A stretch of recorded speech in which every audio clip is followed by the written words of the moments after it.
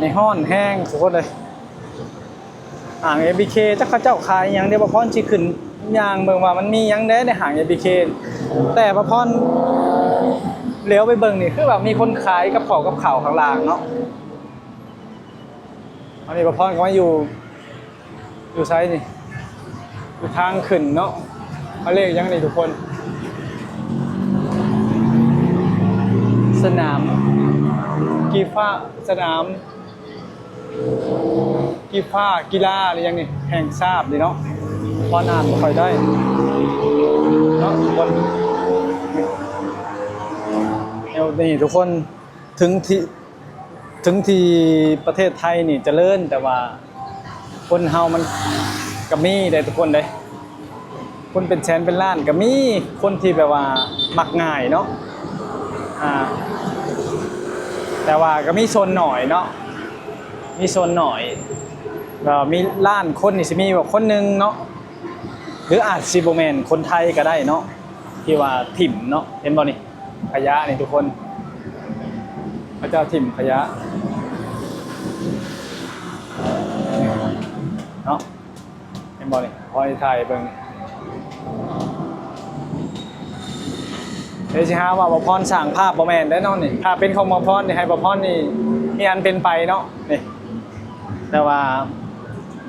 มันก็มีคนที่แบบถิ่มมั่วซั่วนะทุกคนกินแล้วก็ถิ่มนี่เนาะนี่ส่วนมากก็สิบ่แม่นคนไทยดอกที่ถิ่มมั่วซั่วแบบนี้อาจจะเป็นแบบว่าคนที่มาเหตุการณ์งานอยู่ประเทศไทยบ่หรือว่านักท่องเที่ยวบ่บางคนมันก็มีได้ทุกคนได้มักง่ายเนาะคนมักง่ายเนาะกินแล้วก็ถิ่มนี่คือบ่พรนี่ขวดน้ำบ่พรนี่บ่พรสิใส่กระเป๋าไปตลอดเนาะอันนี้บ่แม่นสร้างภาพเด้อเห็นแล้วก็เฮามาอยู่ประเทศไทยเนาะทุกคนนี่หน่อยพอเก็บถิ่มเก็บหยังเฮาก็เก็บได้เนาะแต่ว่ามันหลายเฮาก็บ่สามารถเก็บได้เนาะนี่คือสะพานเนาะทุกคนเขาเรียกสะพานหรือยังสักอย่างเนี่ยบ่สะพานลอยยังสักอย่างเนี่ยเนาะบ่พรก็บ่ค่อยฮู้เด้อโอ้มึงเนี่ยทุกคนนี่อีหยังนี่เอาเล็กยังเห็ดเนาะโอ้อย่างผมนี่ประเทศไทยเนี่ยเขาเห็ดคักเนาะทุกคนเนาะแต่พ่อสิหาขยะไปถิ่มก่อนทุกคนเลยเนาะถิ่มทางบันไดคนขึ้นคือสิบ่แม่นคนไทยดอกเพราะว่าอาจจะเป็นนักท่องเที่ยวเนาะที่ถิ่มมั่วซั่วแบบนี้มักพวกย่างเล่นย่างกินแล้วแบบว่าบ่จักมองถิ่มหรือว่าขี้เกียจไปหาเนาะน่าจะเป็นนักท่องเที่ยวทุกคนเลยกินแล้วดูดแล้วก็วางไปมั่วซั่วเนาะถ้าคนไทยคือสิโมเมนนิสัยแบบนี้ดอกอันนี้ว่าตรงๆโมเมนดอกอ๋อกล้องวงจรปิดพวกนี้ทุกคนนี่เขาดูแลความปลอดภัยได้นี่ถ่ายกลางคืนนี่นั่งเล่นนั่งยังคักเลยทุกคนเลยนี่ในกลางคืนนี่ว่างๆมาพรจิมาถ่ายให้เบิ่งเนาะบรรยากาศงามได้เป็นบ่นี่โอ้นี่อยู่ประเทศไทยเนาะเบิ่งได้นี่อยู่นี่มีเครื่องทำความสะอาดของแม่บ้านเนาะทุกคนเนาะนี่เห็นบอกแม่บ้านเป็นทำความสะอาดเนาะโอ้นี่บอกเครื่องทำความสะอาดเป็นสิทำความสะอาดตลอดเด้เห็นแล้วนี่เห็นมองถิ่มละขอถิ่มนั่นเลยเด้อนี่ได้ดีหรอโอ้นี่หรอแม่บ้านเพิ่นบางทีเพิ่นกับโบเห็นเนาะทุกคนเพราะว่าเพิ่นโมเห็นสิย่างตลอดเนาะแต่ว่านักท่องเที่ยวหรือพวกมันย่างเล่นยังชื่อกินเมื่อยแล้วก็ถิ่มมั่วซั่วเนาะโอ้ยอย่างทุกคนนี่ปาตวหนาบ่พรตากแดดทุกคนเอ้ยแดดเดือนเมษาเนาะโมเมนต์ของเล่นเด้อแดดเดือนเมษานี่เผาพานขนาดเลยทุกคนเด้เบิ่งนี่คือสะพานสยามเนาะหน้าห่าง MBK นี่เห็นมาจากไหนทุกคนนี่เห็นมาจากไหนทุกคนนี่กรุงเทพบ่ภาษาอังกฤษแบงคอกพอพอดก็อ่านได้จะฟังคำง่ายๆดอกนี่โอ้มันมีที่ให้นั่งเล่นนั่งยังได้ทุกคนได้นี่เบิ่งเนี่ยนี่สุดยอดนี่โอ้มานี่เย็นๆทุกคนเลยเบิ่งนี่ประเทศไทยเนาะ โอ้นี่นะต้นหมกต้นไม้เขามาตกแต่งดีงามเพิ่นเด้ยงามคักขนาดนี้โอ้มานี่บัดเย็นๆโอ้นี่กล้องวงจรปิดทุกมุมเลยเนาะโอ้นี่มีรปภนั่งดูแลความปลอดภัยนำได้ทุกคนเด้ยนี่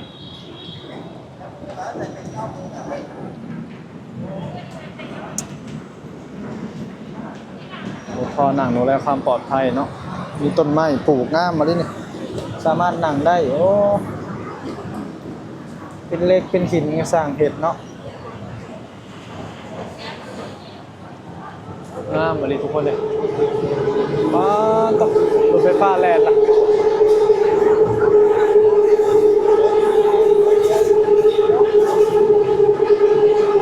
นี่รถไฟฟ้ามันก็เป็นสัญลักษณ์หนึ่งเลยทุกคนเลยแลนโอ้งามมาดิ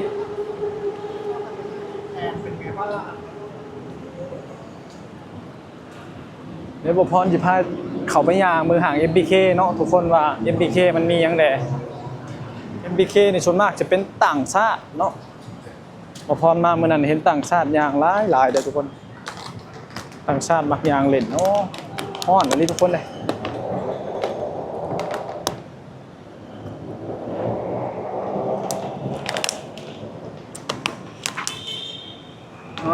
ต่อบรรยากาศดีอยู่ บรรยากาศดีแบบฮ้อนๆทุกคนเลยนี่เนาะคือสยามนี่แล้วทุกคนเนาะคนใดบ่เคยเห็นสยามก็มาเบิ่งเนาะนี่สยามตอนกลางเว้นก็จะเป็นแบบนี้ถ้ากลางคืนนี่น่าจะบรรยากาศน่าจะคักน่าจะงามเพราะว่าเขาเจ้าสิเปิดไฟแถวนี้ให้คนถ่ายรูปเบิ่งนี่ป้าตกแต่ว่าเขาเจ้าดูแลความสะอาดได้ดีเนาะทุกคนเบิ่งเดี๋ยวนี้ประเทศไทยเพิ่นสิดูแลความสะอาดได้ดีเนาะนี่เห็นบ่นี่ต่างชาติเขาสิย่างเต็มอยู่มีแต่ฝรั่งต่างชาติเนาะเต็มอยู่แถวนี้ทุกคนเลยต่างชาติย่างเต็มอยู่นี่โอ้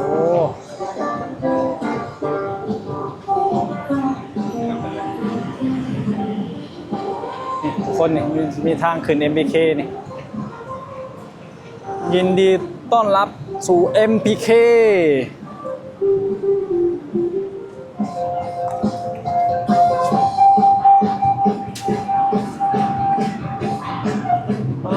ทุกคนนี่พวกนี้ตึกนี่สร้างใหม่เลยเนาะประเทศไทยเนาะพวกนี้อันนี้ก็กำลังสิสร้างห้างสรรพสินค้าบ่จักนี่รถหลายๆนะทุกคนพวกนี้ที่นี่คือ MBK ประเทศไทยครับ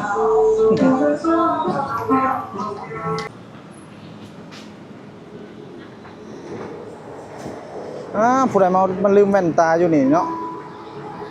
ฝรั่งลืมแว่นได้นี่แว่นยังดีได้นี่ฝรั่งลืมแว่นเนาะเจ้าของเข้ามาแล้วลืมแว่นทุกคนเลย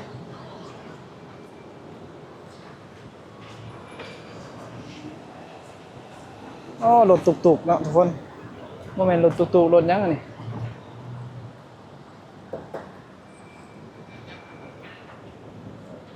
รถมาตกแต่งมาทุกคนเลยโอ้แอร์ในห้างจะเป็นเย็นก็ดอกโอ้มีร้านอาหารญี่ปุ่นเอ้ยทุกคนเอ้ยนี่แม่นเนาะอาหารญี่ปุ่นหรืออาหารจีนนี่เต็มอยู่แถวนี้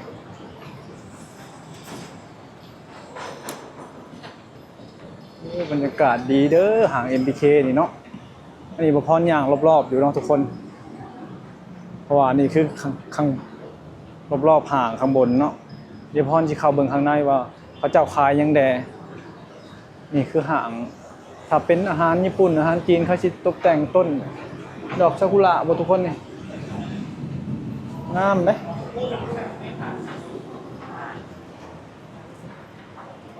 สุดยอดอันนี้นี่เขาเอาต้นหมอกต้นไม้ขึ้นมาปลูกข้างบนเนาะต้นอีหยังนี่ใบได้น้อยงามๆนี่จักมื้อนี้ครับพักกันนี่งามมาลิงามขนาดทุกคนเลยโอ้เย็นเด้บัดนี้ มาอยู่นี่เย็นแห้งอะดิมันบดปะแล้วนี่ก็สิมีมองให้คนนั่งนี่คนยังเนาะทุกคน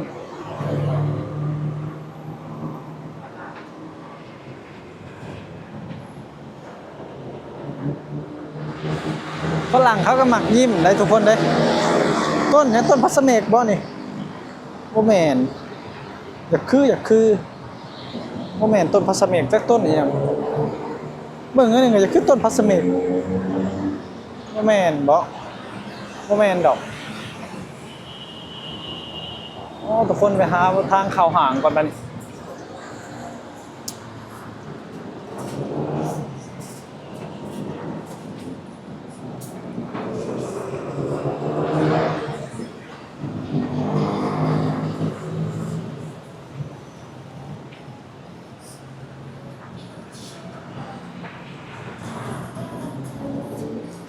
เบิ่งทุกคนนี่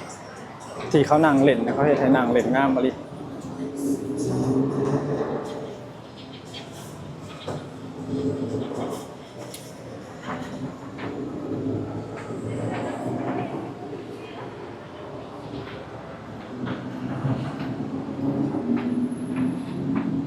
เห็นบ่ทุกคนนี่ตึกแดงข้างล่าง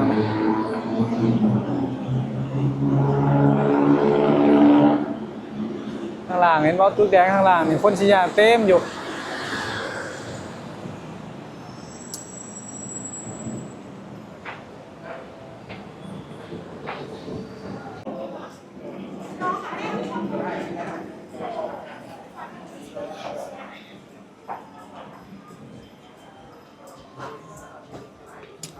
ว่ารองเท้า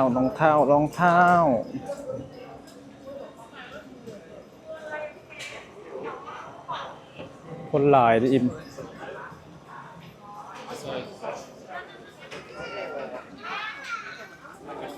มีแต่ต่างชาติเต็มอยู่ทุกคน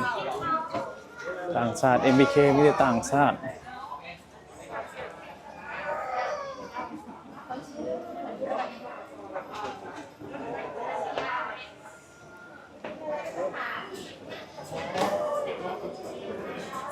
ต่างชาติหลายขนาดทุกคนMBK ก็บ่มีหยังเนาะทุกคนเนาะมีร้านค้าพวกมือถือบ่ขายเพชรขายทอง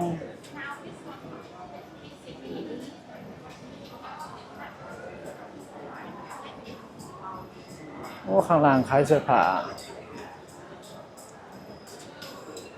หางใหญ่เลยทุกคนเลย MBK ส่วนมากเป็นต่างชาติมาเดิน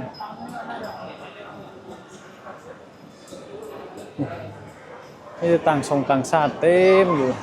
พวกแขกต่างชาติ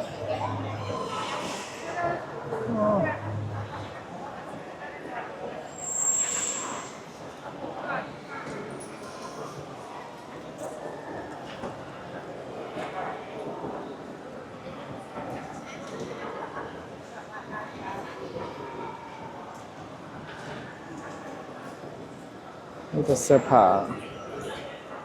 ราคา200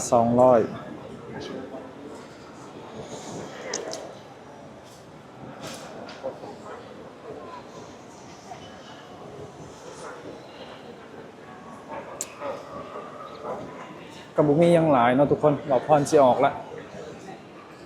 เอาภาพมาเบิ่งคร่าวๆซื่อเดี๋ยวหาทางออกก่อนเห็นรู้สึกว่าข้างๆห่างคล้ายกับข้าวกับน้ำเดี๋ยวพ่อจะพามาเบิ่งว่าเขาเจ้าขายยังได้ข้างนอกนี่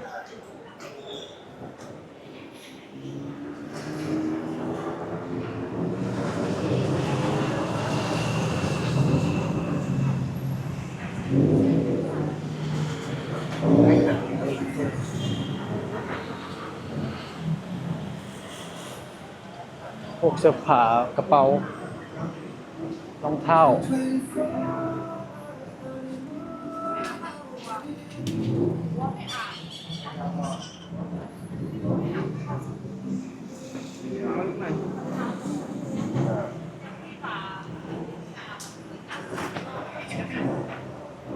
สับลูกสิ้น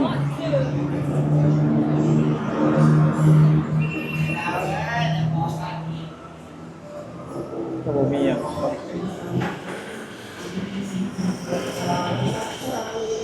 แต่เขาขายให้ต่างชาติทุกคนก็อาหารก็จะแพงในจักหน่อยหนึ่งจานละ200-300ถูกคือ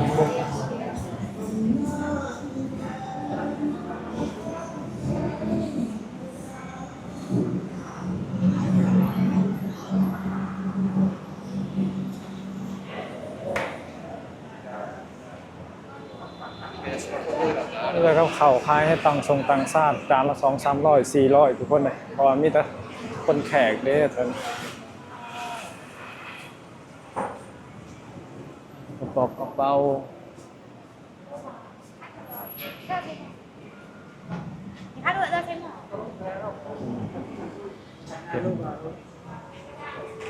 มีแต่ต่างชาติได้ขายของบ่ค่อยมีคนไทยเลยทุกคนเลยมีแต่คนแขกขายของกันเลยคนแขกมาเดินคนแขกขายของเด้ออยู่ห่างไอ MBK นี่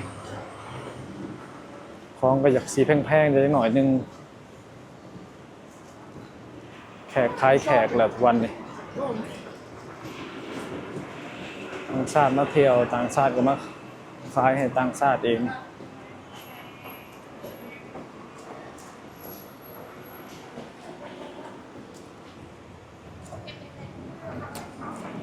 ตัวละ100-200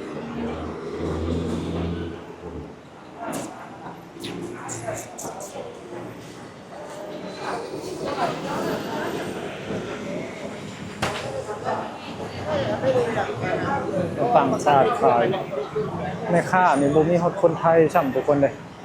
เห็นแต่แม่ค้าต่างชาติพวกคนแขกหลายเบิ่งภาษาการคุยบ่แม่นคนไทยนั่งอยู่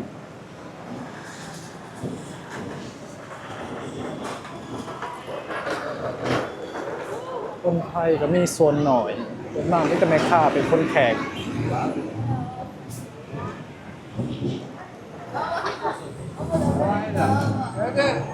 ใช่เป็นอาหารไทยจะเป็นคนไทย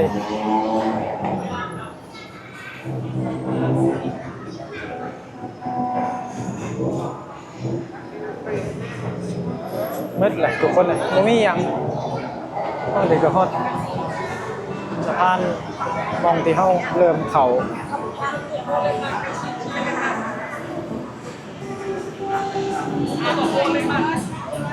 อากาศเย็นๆอากาศเริ่มเย็นแหละบางเนี่ยนี่บนทางขึ้นประเทศไทย